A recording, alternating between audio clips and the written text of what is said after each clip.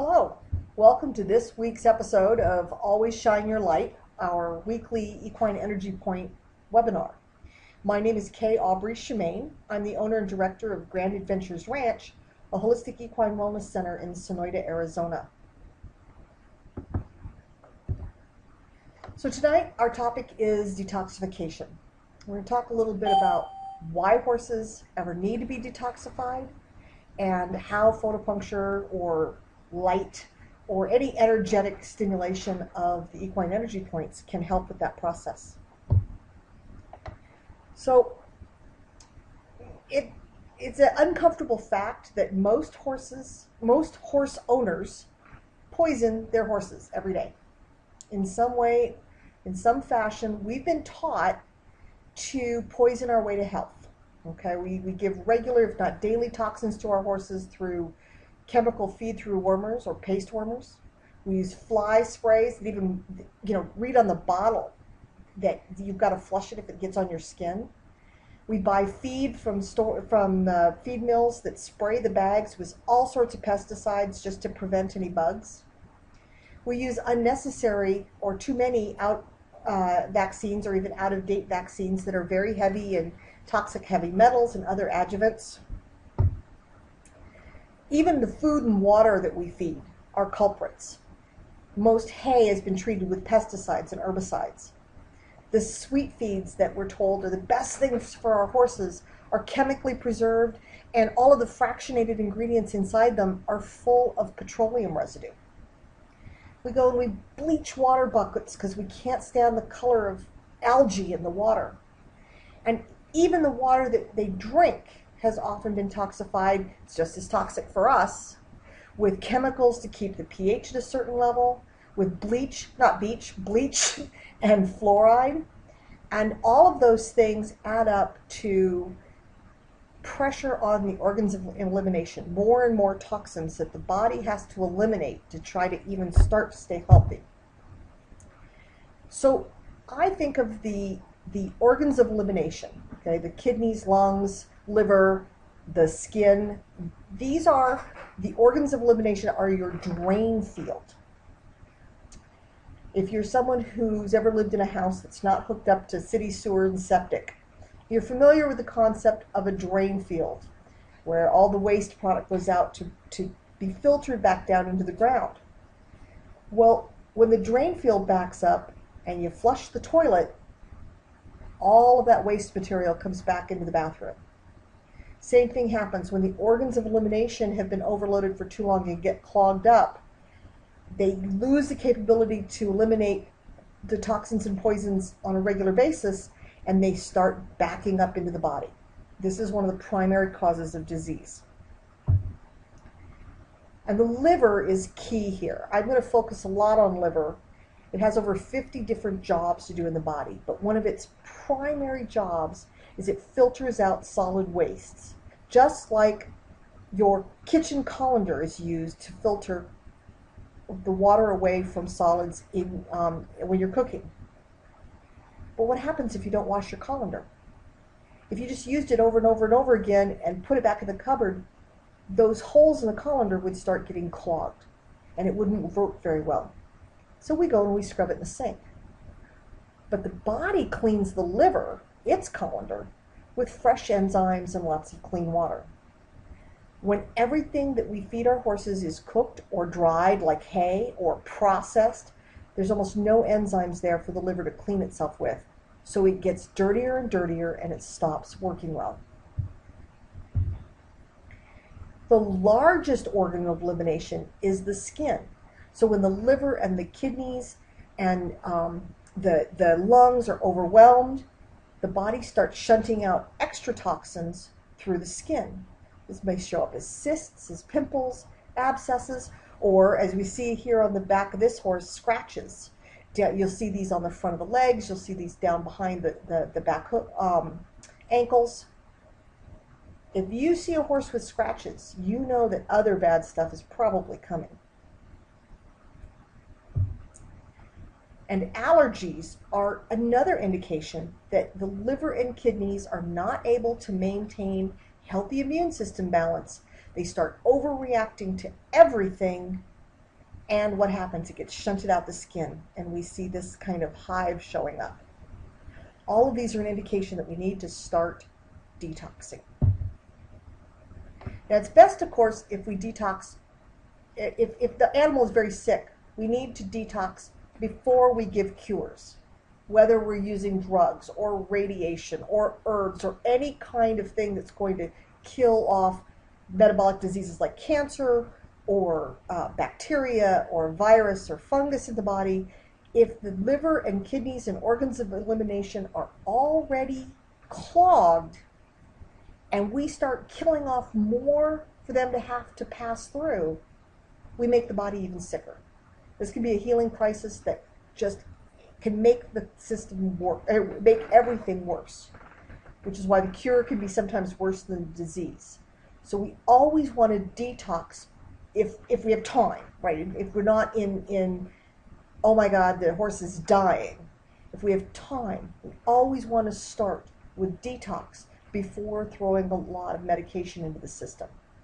And a lot of times the detox is the cure. So our Photopuncture Detox Protocol, we stimulate the association point for the organs, and we'll show you those in a minute. And the association points are the points along the Bladder Meridian that correspond to the organs in the body. Okay, this will stimulate the organs to function better, and we'll also then use specific points that are going to stimulate and speed the cleansing process. If you're using a photopuncture system, the BioPack, you're going to treat each point for 30 seconds at level 2. We're going to do all stimulation here. If you're using any other kind of photonic torch or wand or low-level laser or even acupressure, I usually treat for 60 to 90 seconds. Okay? So we're going to start with the organ association points. This is going to start those major organs of elimination to dump toxins. It's going to give them more energy to do their job and overall support them. So we start with bladder 13, which is the lung meridian point. Easiest way to find this is just to run your hand along the top of the shoulder blade and let it fall down into the first divot right along the rib cage. That's bladder 13. Then we run back to the last rib and go back another vertebra, and we find bladder 23. That's the kidney point. So we're going to stimulate the kidneys. That's going to, and if you think about it, this is right above where the kidneys sit in the body. You can also find this point by putting your pinky on the hip bone, on the ischia of the hip bone, and where your thumb falls right behind the ribs will be bladder 23. Then we're going to stimulate the large intestine. Bladder 25 is in the divot tucked right in front of the top of the hip. And bladder 28 stimulates the bladder, and it's right behind the top ischia, the hip bone on the top. So each of these is a divot that you'll locate. You can run your hands. Energy points are usually in the valleys, not the hills. So they're in a little, your fingers are going to fall into a little divot at each of these places. And you can't do it wrong. If you're off by a little bit, it doesn't matter. You're getting energy into the area. Now we're going to start helping the body to excrete fluids. Okay? That's going to be bladder 39. These 2 points here, bladder 39 and 40, go right along the crease of the muscles of the hindquarters of the horse. If you were looking at this horse from behind him and you saw that crease, bladder 40 would be right in the joint, and bladder 39 is, depending on the horse, 2 to 4 inches above that. Okay, so it'd be the next divot up along that crease. Okay. Then we're going to help the body to remove obstructions, usually solid waste obstructions, and that will be bladder 40. This stimulates the entire hindquarters, but also stimulates the body to eliminate obstructions along the intestinal tract.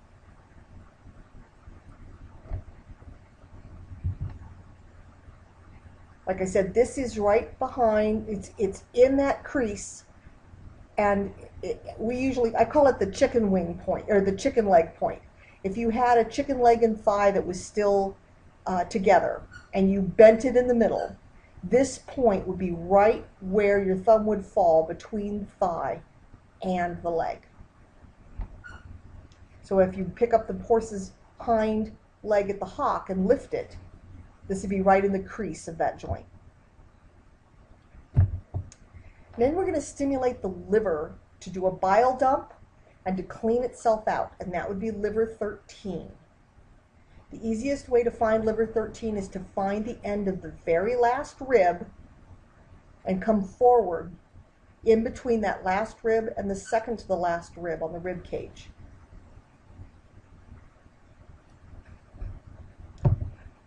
And then we're going to support the stomach via the liver. Stomach and liver function together with liver 14, and we're just going to go back down 3 more ribs. Just right there where the bone of the rib meets the cartilage below.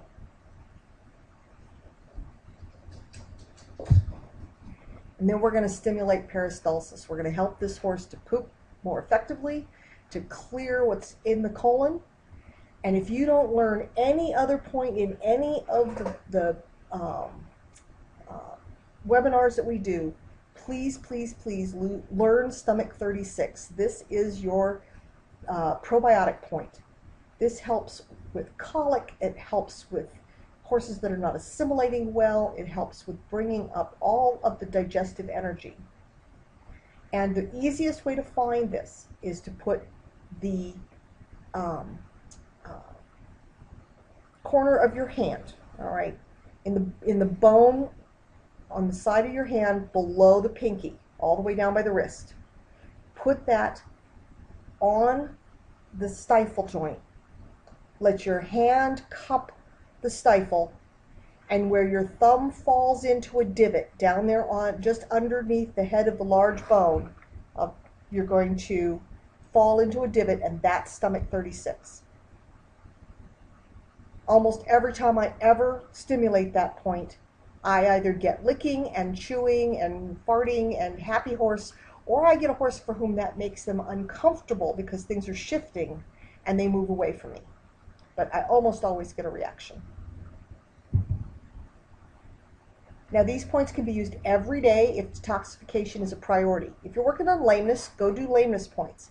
But you can do this every day, and I usually suggest if you've got a very sick horse that you're using them every day anyway, because detox is going to be so important to getting them over whatever illness that they have. I use them anytime that I smell feces or urine that is off, where there's too much ammonia in the urine, or the manure just reeks. If you can smell it a stall away, you need to help that horse to clear better. And it can be done if you're someone who does energizing of the Bladder Meridian, which is a great way to start this process. It can be done right after that. Though doing the points you're going to do is going to energize the Bladder Meridian anyway. Other ways that we help the horses with detox while we're doing this. I love adding raw apple cider vinegar, either to their drinking water, if they're not using a metal water tub, or right in with their feed rations, okay? I try to use raw apple cider vinegar. As it has a mother to it, it's much healthier. You can give uva ursi powder or tea to flush and cleanse and support the kidneys. Chia seed and psyllium will help to scrape the intestinal walls of undigestible fats and waste products. And believe me, they get a lot of that in some of these sweet feeds. Food-grade zeolite or bentonite clay can also help clear the blood in the liver and the colon and remove heavy metals. Any fresh greens, plant-based digestive enzymes can help with breaking things down and helping to support the liver. So if you have liver functions that aren't working well, if you have a horse that just never gets fresh greens, okay, you can get powdered chlorophyll, you can buy fresh greens, but getting the fresh enzymes into them can help. And then, of course, both milk thistle and dandelion root are excellent for cleansing and supporting the liver. So any or all of those are good ways to help with a horse. This is my favorite detox product. It's very gentle. We use it in combination with the photopuncture that we do. And it not only helps to clear the system very gently, it also alkalizes them tremendously, and it ramps up the immune system. So this is what I've found. You know, use what you find works for you. And if you need the Detox Protocol chart to go, because you don't remember everything I rushed through tonight, it's all in one place for you if you add our charts page. Okay, I'm going to open it up now for questions. Feel free to jump in. All right, everybody's off mute. Somebody's typing away. Any questions for us?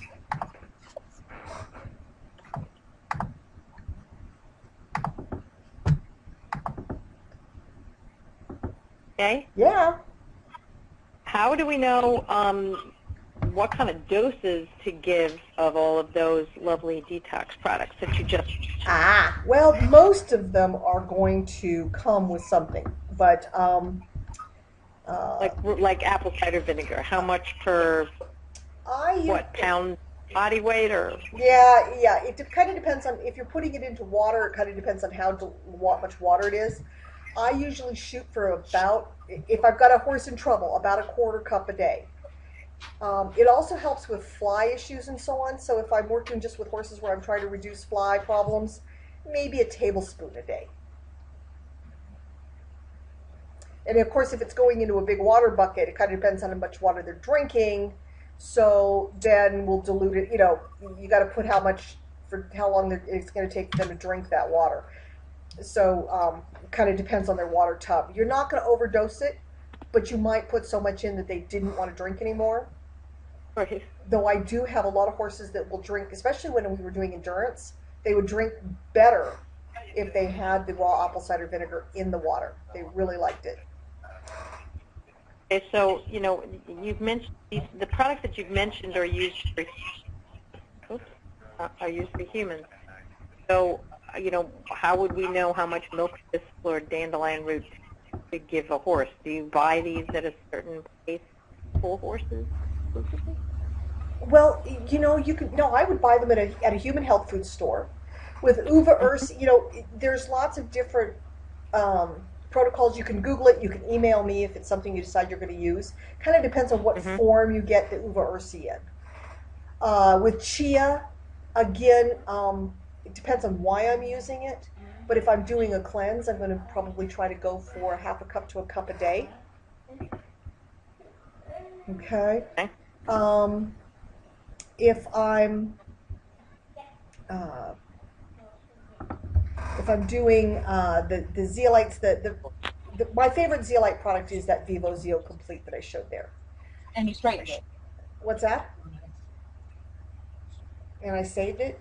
Or somebody must be talking to someone else. The zeolites, the bentonite clays, anywhere from a quarter cup a day and up. Okay. Again, boy, I'm going to have to mute and then individually unmute.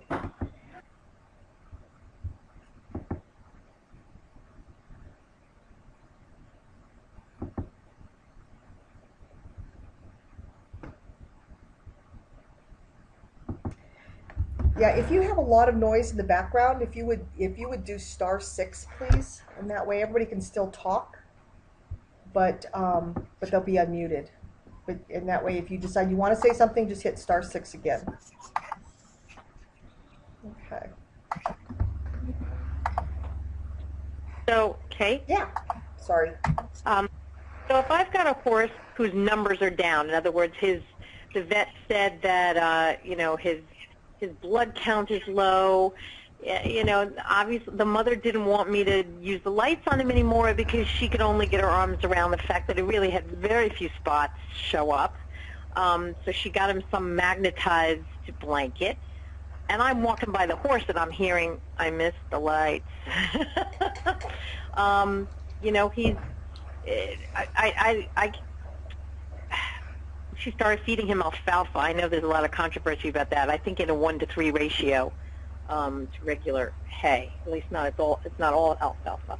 But I'm just wondering, if it's a detox thing, that could be suppressing his immune function. Oh, certainly. I found that liver toxicity, liver and kidney toxicity, can do one of two things. It can either super excite the immune system to where you overreact to everything, okay? Or the other is when it will suppress the immune system so much that it can't, because it's trying to respond to everything.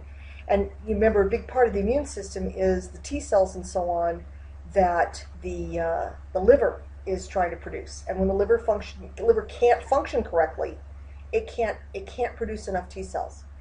You can also have a tie to not enough of the key ingredients, the right minerals and amino acids and so on that the body needs to produce superoxide dismutase, which is the enzyme that surrounds all healthy cells. Well, if the liver can't be producing SOD, then there goes your immune system. So definitely detox. The first three words in getting any animal past a sickness is in my lexicon are detox, detox, detox. That's what we start for everything. And I don't care if somebody comes to me with a horse with cancer, a horse with founder, or a horse with Cushing's disease. We start with detox. And it's the rare person who comes to me with a horse that has been on such a clean diet, especially out here in the West. In the East or in areas where there's lots of grass and the horses have just been out being a horse, that's one thing. But when they have been on a diet where we've added in the sweet feeds, the feed through wormers, the hay that's been sprayed, almost every one of those horses is really toxic. If they've been getting rice bran or soybean meal or cornmeal, all of those are very high in petroleum residue. So again, the liver is very toxic. If you can't get to the lights, maybe you can at least, it comes down to client education. When you explain to them that what you're doing is really acupuncture with light, and that you never treat, in acupuncture or acupressure, you never treat more than 10 points. Okay? Because the body can't respond to more than that. A master acupuncturist will look for the point. Okay, but see, I thought that we were supposed to open the bladder meridian before we did any work. And so, I'm going down the horse's bladder meridian today, 2 by 2 with my little diodes. And it was, I only put on 20 seconds on 3. But, that took a while. And the horse is getting impatient because I'm doing that. Then I scan them. Then I tried to do the points that came up on the scan. So I'm kind of confused as to how to incorporate all of this wisdom. That's where coming to the class will help a lot. But I can't wait. I only open the bladder meridian on horses where I'm not finding anything to help bring the energy up. Okay. Or on horses where no matter where I touch them with the scanner, everything screams, which tells me they're so toxic I can't scan anyway. And the place that I start is with detox, so I open the bladder meridian over and over and over again. And maybe do these other points that you saw that we docked in. Okay. Thank you. No problem. Anyone else?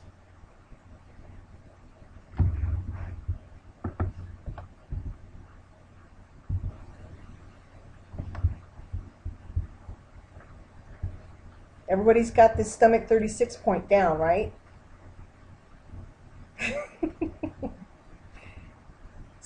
Silence.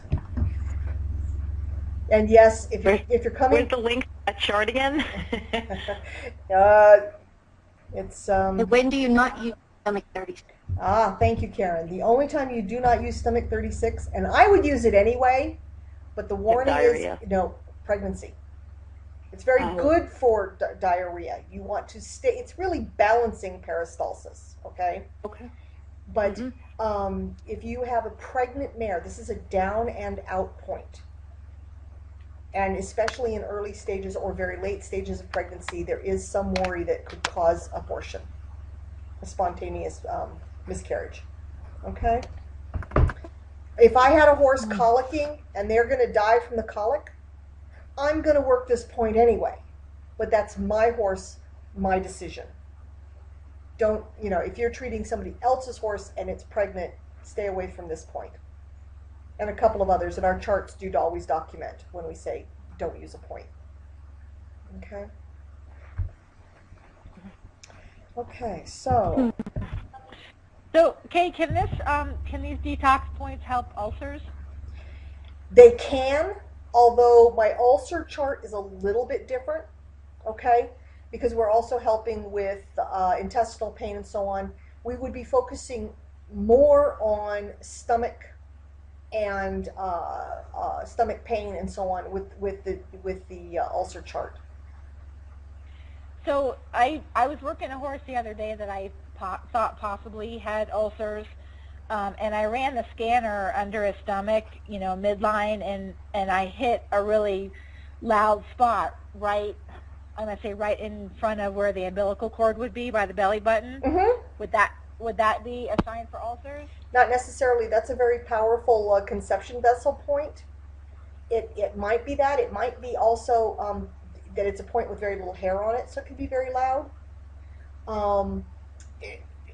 My best way of checking for ulcers, in addition to some other points on the body, let me bring up a picture here. Let me go back up where we see a little bigger on the horse. All right. This is going to be a little hard to see because we have the overlay of the bone here. But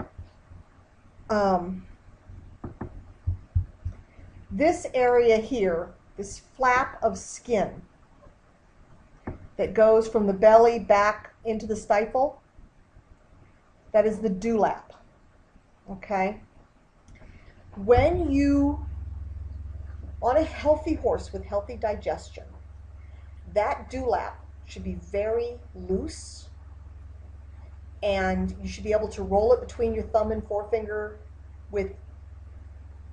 without feeling very much of a lump at all. It should just be very loose and pliable. The horse should not be upset when you touch it. A horse with ulcers, and the longer they've had these ulcers, the worse it'll be. That dewlap will be very, very tight. It will be swollen, and it will be almost like rolling a guitar string through your finger. Okay? And often, if you have a horse with ulcers, and let's say you're scanning and you're working on the legs or whatever, if you are not careful, this is another reason for taking a class on how to scan correctly. If you're not careful and you're touching that dewlap with your hands, you can get a lot of reaction from the horse that had nothing to do with what you were scanning or what you were doing. It had everything to do with the fact that you were bumping that dewlap. And they can, you'll see bared ears back, teeth biting. I worked on a mare. There's a very large equine therapy center over near Dallas called Equine. And the manager of that center, Brad Causey, is one of our graduates. But before he came and took the class, I was in Dallas for another meeting, so I went out. They'd been gifted a system. So I went out to show them how to use the system, and we were scanning a mare. And these horses may have 30 to 50 different riders a week, okay? They're very, very stressed. And this mare had gotten worse and worse and worse to handle in the year or two that they'd had her. When you go to saddle her, when you go to work with her, she'd start biting. Once you were on her back, she was absolutely solid. But the whole tacking up process, being worked on, being groomed, she was just nasty as all get out. So we start scanning her, and all of a sudden she starts getting really, really upset. She's threatening to kick. She's taking her, and she's threatening to bite. She's not really doing it, but she's threatening. And I noticed that the person who's scanning is touching that dewlap. Well, I stopped everything and I showed them, how to go in and check those points and check that dewlap area. And this poor horse, she was reaching over and taking her teeth and biting the metal stanchion to keep herself from hurting someone. I mean, it was just heart-wrenching. And sure enough, that dewlap was as big around, it was a big wire as thick as my thumb. So they took, and I said, look, I can't diagnose this horse, but I bet that you've got some severe ulcer issues. They took her in and had her scoped, and she had over 30 ulcers that they could see just on the one scope.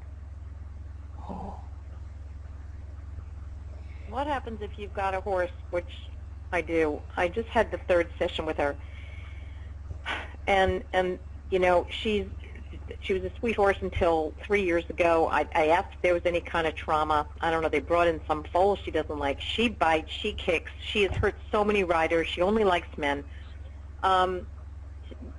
She comes out for the first session. She was holding her energy in so tight, like only would let me do the shoulders. They lit up, treated that. Come back the second time a few days later.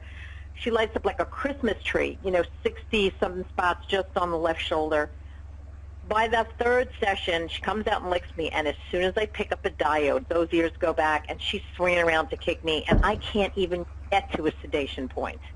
And I basically, the mother wants me to come back and try again in another week. I'm ready to wear like an army combat outfit.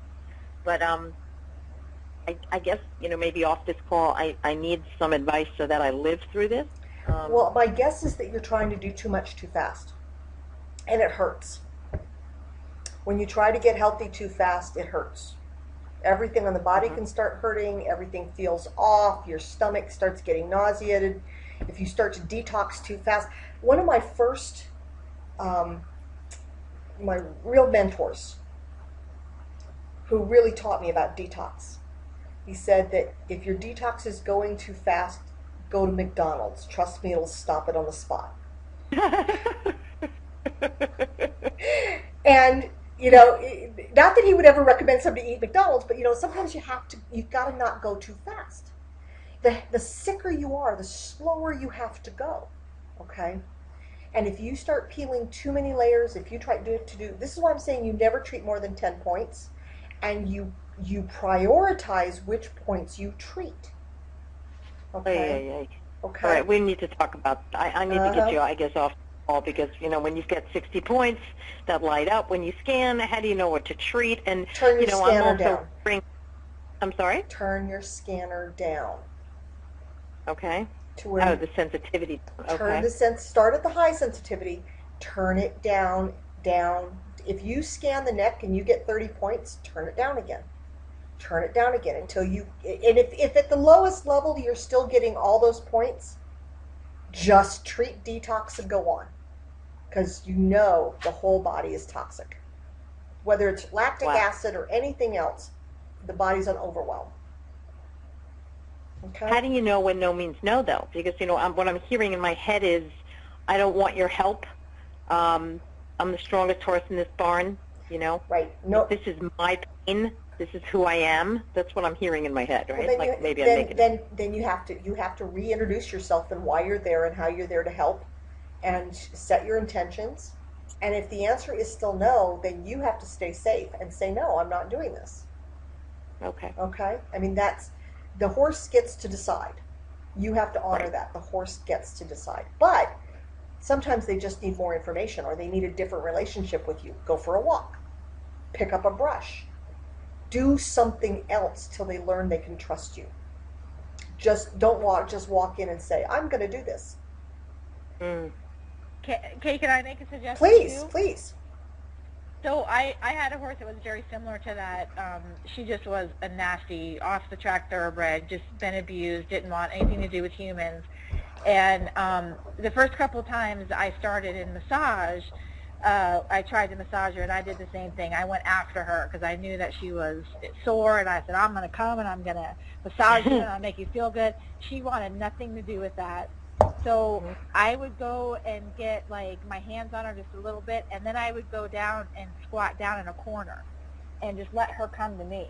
And maybe it took 10 minutes, maybe it took 15 minutes. Even if she looked at me, I would just go over and then I would pet her, and then I'd walk away and I'd go squat in a corner. And eventually that horse would come over and just put her head in my lap.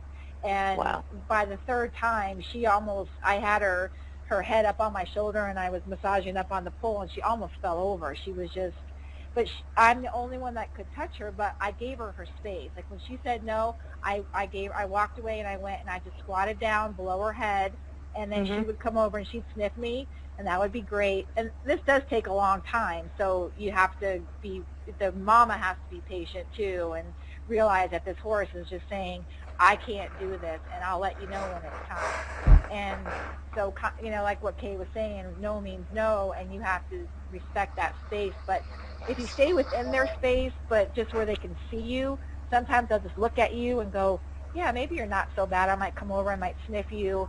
But if you get below their head, too, they're not as defensive as if you're up around them and you got your hands going and you got the scanner going and all that stuff. So right. Yeah. Change the relationship. Well, let me ask one question. How far away were you from this horse in terms of distance? How often did you see this horse every day? How? I saw her for the first time. I usually do. I try to do 3 sessions within 10 days, and the first and honestly, the first session took almost 2 hours because it was just she would walk away, she would walk away, and she would walk away.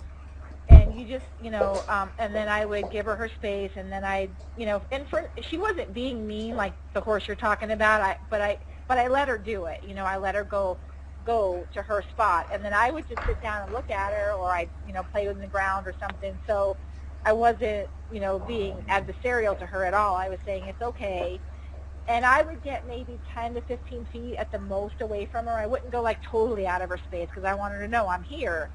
And if you want to come talk to me, you don't have to go that far. But, I think 10 to 15 feet sometimes on a horse like that is a good space to be, and then just kind of sit there and see, and just watch what she does. If she even looks at you with her ears up and she's kind of interested, that's a baby step, and that's in the right direction. So where are you doing it? You're not doing this on cross ties. You're doing this in a stall? Oh, no. Actually, I was in a loafing shed with a run, so she had a lot of room. She could have gone anywhere she wanted. But she didn't, as soon as I went out of her bubble, she was off the defense, and she didn't want to move away from me. She kind of just stood there. And then eventually she'd turn around and look at me, and then I'd go up and I'd pet her, and then I'd walk away for a little while. And then, she'd look at me again. I'd walk over, I'd pet her. I'd walk away for a little while, and eventually she came to me. So how do you deal with the situation when you only have a choice of a stall or cross ties or die? Because this has seriously injured many people. I'm going to jump in on that one. If anytime you have a dangerous horse, you never work in their stall. Right. That is their space. That's what I thought. Okay, good. I would prefer not to use cross ties if I have an owner or handler that can control the horse. I'd much rather have the horse on a rope so that I can tell when something has affected and they want to look or whatever. But when I have a dangerous horse, cross ties or a stanchion, even if you have access to a wash rack, things where they can't move their butt around, those all can help. But, the other thing you can do, there's other ways of changing the relationship. One thing that can help horses get to want to have the therapy is to do another horse very close to them.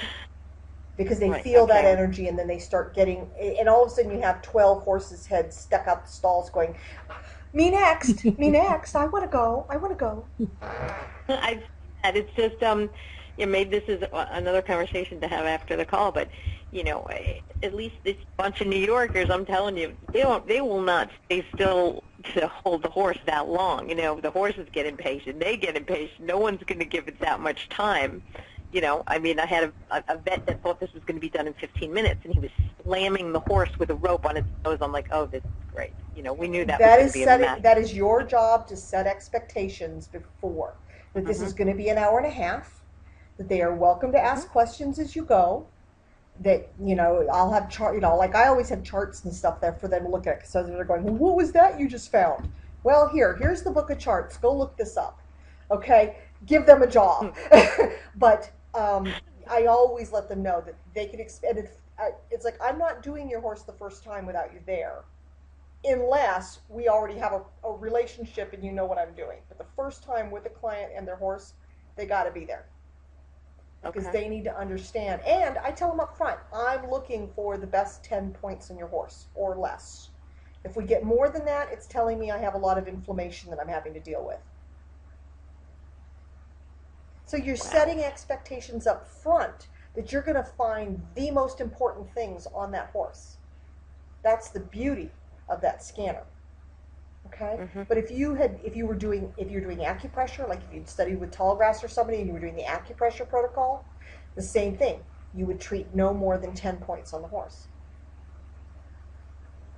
Okay? All right, so our next class is Finding the Path. That's July 16th to 19th. I think a number of you on the call are coming to that class. Yay, yay, yay. And we are going to, let's see, we are going to switch over to some pictures now, real quick. Last week, Karen talked about her big bay Link, who had stumbled on the trail and then came up lame. And we talked about, she didn't have the picture, but she talked about the divot that he had. And sure enough, we're not finding a whole lot when scanning him. Of course, she'd already treated the points. But here's the divot. I don't know if you guys can see this really clearly, but see this big divot right there? That is an indication to me that he has torn the muscle that attaches to the shoulder blade there. So now what she's doing is lots and lots of light treatment. What happened when you treated him today, Karen? Hello? Mute myself. Got a lot of licking and chewing when I was doing the light. And then he went over to his free choice salt and just started licking salt. And he's not usually a big salt eater, is he? No, because that salt's been there for a while. That's interesting, huh? He decided he needed electrolytes or whatever, so. Okay, and you rescanned him and really didn't find much besides a couple more shoulder points, right? No, I couldn't find anything until I was really pressing around that area with the wand. But regular combing didn't pick up anything. Okay, all right. So you're doing a good job with the lights, keeping him balanced. So, here's, again, just another thing to look at. What happens when you tear a muscle? So here's this divot, and believe me, the horse did not have that divot 2 weeks ago. All right. And then we're going to move to some pictures that MJ took of a Frisian that was, I know he was treated at the Rocky Mountain Horse Expo, and he was pretty bad then. And MJ scanned him. Why don't you talk about what the complaint was and why you got called in, MJ? Well, the dressage trainer that at my barn she's referred me to a lot of clients. She's a client of theirs, and she was riding him for about a month, and all of a sudden she's like, he's not forward moving, he's not lifting his back, there's something wrong with him. Will you come do it? And so I did, and I scanned him, and he was just, I mean, it was crazy, like right there, that whole neck, shoulder. I mean, the marks go down his spinal column. I mean, his whole skeleton was out of whack, muscles, I think, very sore right there in the shoulder. So, right there, I knew he needed a chiropractic adjustment, but I told her that, I thought we should probably work on him a couple of times with the light to let the muscles start to, get the circulation going, let the muscles let go a little bit, and she would get a much better. Now that's the left hip that you saw, the right shoulder that was still messed up. And this is the right hip diagonal. This horse she does everything with. She's had him since he's a baby. She does driving with him. She does dressage with him. She does Western riding with him. And this is the first time I worked on him, and he was just green all over. He was a big green monster. Yep. And as we can see all the way around the horse. Now, again, when I see this level of everything hot, the first thing I'm going to try to do is going to try to turn down my scanner, because I know that I'm getting. And I did. Oh, I'm turn sure. It down. And yeah. Yeah. I know that MJ knows enough about what she's doing that's what she did. So first, we're not just dealing with acupuncture points here. We're dealing with inflammation, and that inflammation is toxicity, right? It is lactic acid and propionic acid that the body is putting out from damaged and torn muscles, okay, from overused muscles. And so again, by treating with the lights, we're bringing in circulation, we're helping the body to eliminate a lot of that propionic and lactic acid, and we're helping each individual cell underneath the lights to cleanse. The mitochondria can then dump more toxins, get it out into the lymph system, and get it out. So sometimes we don't have to do every single point when we see this. We can, but it could take a long time. You could also, there's different ways of going about it. You could use the light pads. You could put one light here, and then here, right? And help flush this whole line. Or you can do a few 30 seconds per spot. You've got a line going here, probably along this muscle that comes over the withers. So there's lots of ways to approach it. I try to be very,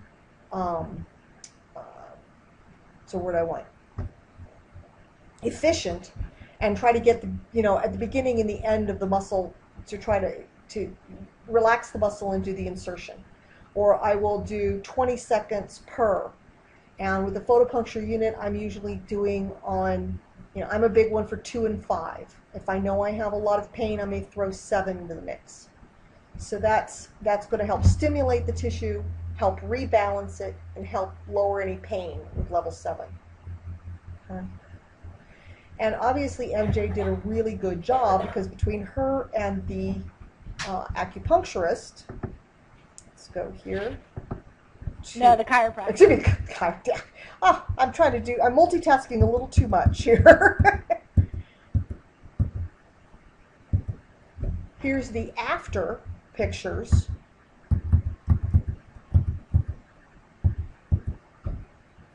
Oops, nope, that was a before again. Got to get my pictures lined up here better.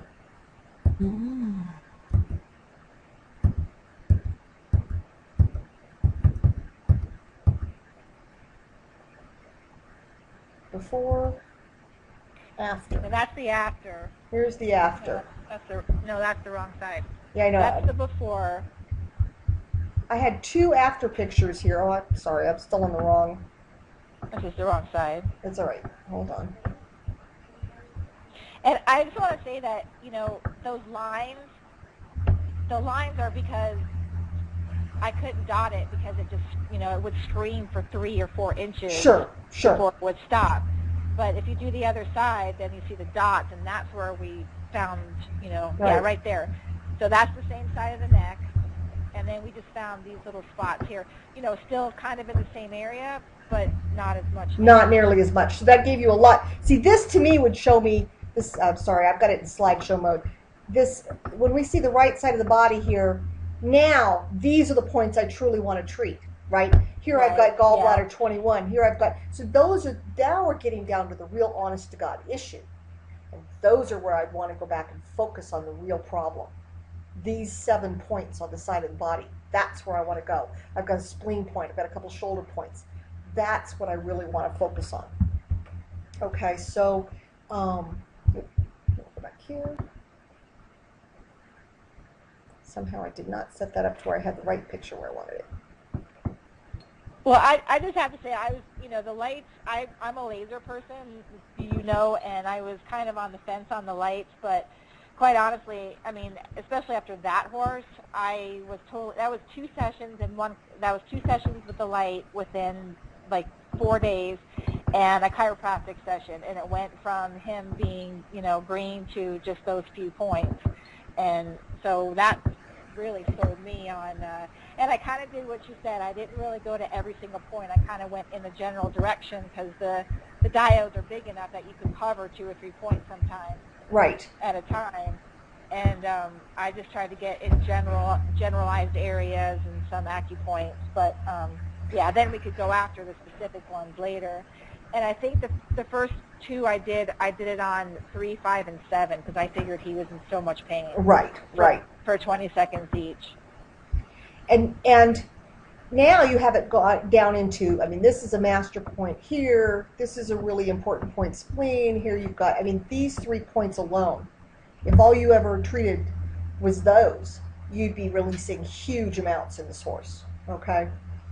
So you've got it, you've definitely cleared almost all the inflammation, and now you just have a little bit of imbalance still to work on. So that was a great job. He was a real clear difference in him. Very nice. Anybody have questions on that?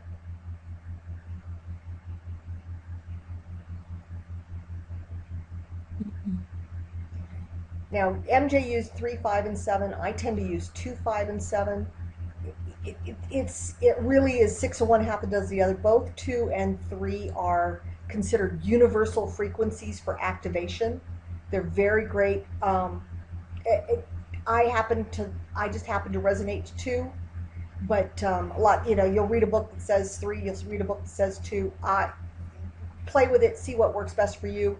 If you're using 2 and the little voice in your head says, maybe 3 would work better, listen to it. Always listen to the little voice. You cannot do it wrong. You're not going to hurt the horse. You could just do it wrong and might have to go back again, okay? And always scan. Now, in the case of this horse, the first time out, when she was there, and she scans and she's got 1,000 points here. I'm not going to go back and recheck all of those points to see if they've cleared. I'm going to go back this time when we're down to 7 points and make sure that they have cleared. Okay. But if you went back and tried to check, all of those lines, all of those points on that horse, you would be there for hours and days. Okay. So you obviously did a really great job on him.